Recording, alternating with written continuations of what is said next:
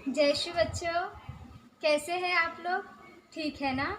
मैं जानती हूँ ईश्वर की कृपा से आप लोग ठीक होंगे। क्या आपने मुझे जय श्री कहा? यदि नहीं तो अब बोल दो और आपके सभी मित्रों को भी जय श्री बोलो। वो कैसे? अपने हाथों को जोड़ो, आंखें बंद करो और उन्हें याद करते हुए, अपने सभी टीचर्स को याद करते हुए बोलो जय श्री। वेरी गुड बच्चों। आप आपके आजू बाजू क्या देखते हो? आपके मन में बहुत सी चीज़ें आती रहेंगी।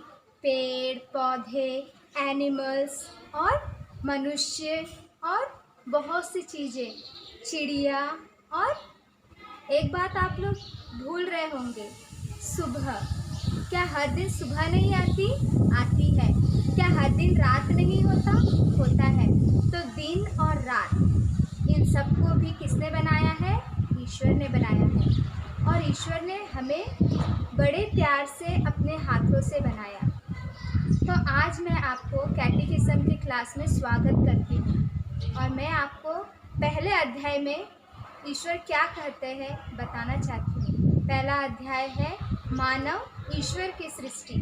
तो चलो आज हम ईश्वर की सृष्टि के बारे में सीखेंगे। प्रारंभ में ईश्वर ने स्वर्ग और पृथ्वी की सृष्टि की।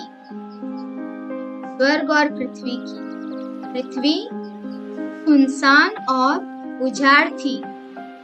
सुनसान, बच्चों सुनसान बोला तो जहाँ कुछ न हो।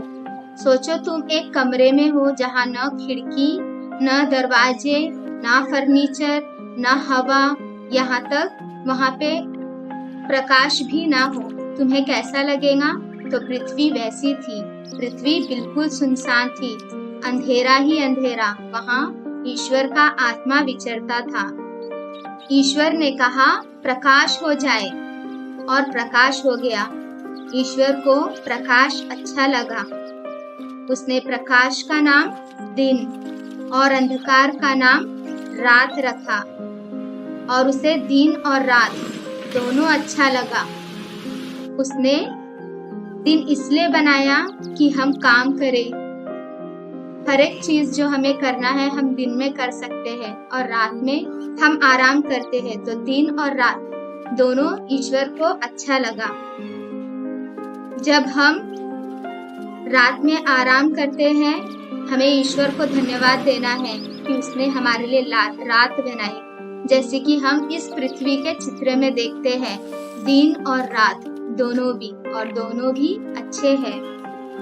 फिर ईश्वर ने क्या किया? ईश्वर ने नीचे के पानी और ऊपर के पानी को अलग किया। उसने ऊपर एक छत बनाई। क्या हम ऊपर छत देखते हैं? आकाश एक छत की तरह नहीं दिखता? हाँ, तो उसने आकाश को बनाया। यह दूसरा दिन है। तीसरे दिन ईश्वर ने पानी और जमीन दोनों को अलग किया। देखो इस चित्र में हमें बहुत सारा पानी भी दिख रहा है और कहीं कहीं जमीन भी दिख रही है। क्या हम पानी पे काम कर सकते हैं, दौड़ सकते हैं, खेल सकते हैं?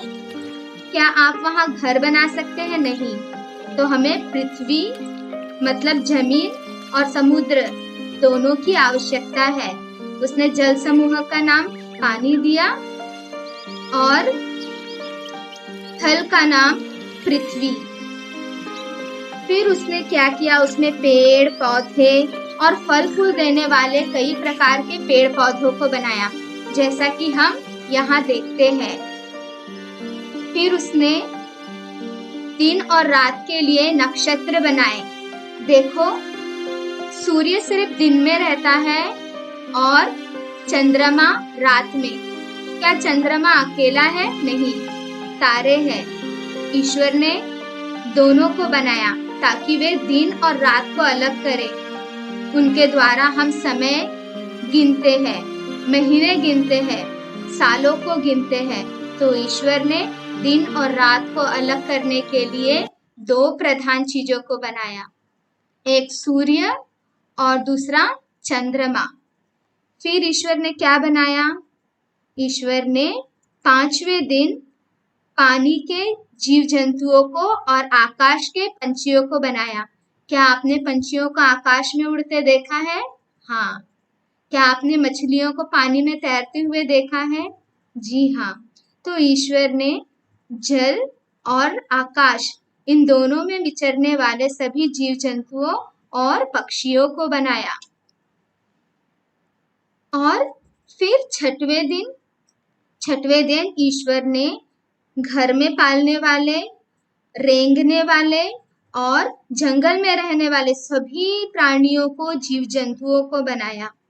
क्या घर के पालतू प्राणी और जंगल के पालतू प्राणी समान है? नहीं, दोनों अलग है। ईश्वर ने दोनों को बनाया।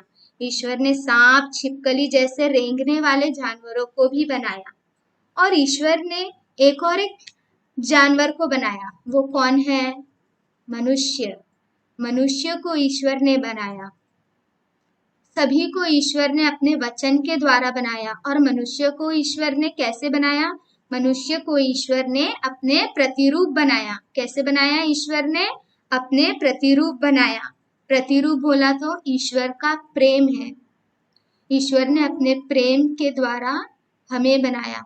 उसने धरती की मिट्टी से मनुष्य को गढ़ा बोला तो उसने एक मूर्ति जैसा ईश्वर ने मिट्टी से मनुष्य को बनाया और उसमें अपने प्राण वायु डाले ताकि हम जिंदे हो जाए। ईश्वर का आत्मा हम में है। ईश्वर ने सभी प्रकार के जीव जंतुओं को हमारे अधीन दिया, हमें उस पर अधिकार दिया। वे सब हमारे लिए है। सब जीव जंतु किसके लिए है? हमारे लिए। सब पेड़ पौधे किसके लिए है? हमारे लिए। तो सब कुछ ईश्वर ने हमारे लिए बनाया। और हमको किसके लिए बनाया? ईश्वर के लिए। जब हम किसी चीज को बनाते हैं, मानो अगर आप एक पेंटिंग बना रहे हो तो आप किसकी बोलोगे? हमारी। तो ईश्वर ने जब हम सबको बनाया तो हम किसके हैं? ईश्वर के। तो ईश्वर ने 6 दिनों में पृथ्वी की रचना की। उसने मनुष्य को अपने प्रतिरूप बनाया। तो हम ईश्वर को धन्यवाद देंगे और ईश्वर की स्तुति करेंगे। तो देखा बच्चों, ईश्वर ने हमारी सृष्टि कैसे की। उन्होंने 6 दिन सोच समझ के इस पृथ्वी की और हमारी सृष्टि की।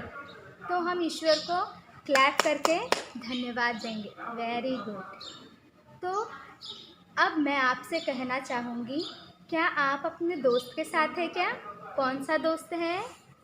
2 सींग और 1 पूँछ वाला आपके साथ है क्या? नहीं ना? क्या आप क्लास में सोए? नहीं ना? Very good. यदि आप सोए तो याद रखो आपके साथ दोस्त है। कौन सा? 2 सींग और 1 पूँछ वाला। तो चलो हम एक एक्शन सॉन्ग सीखेंगे ना?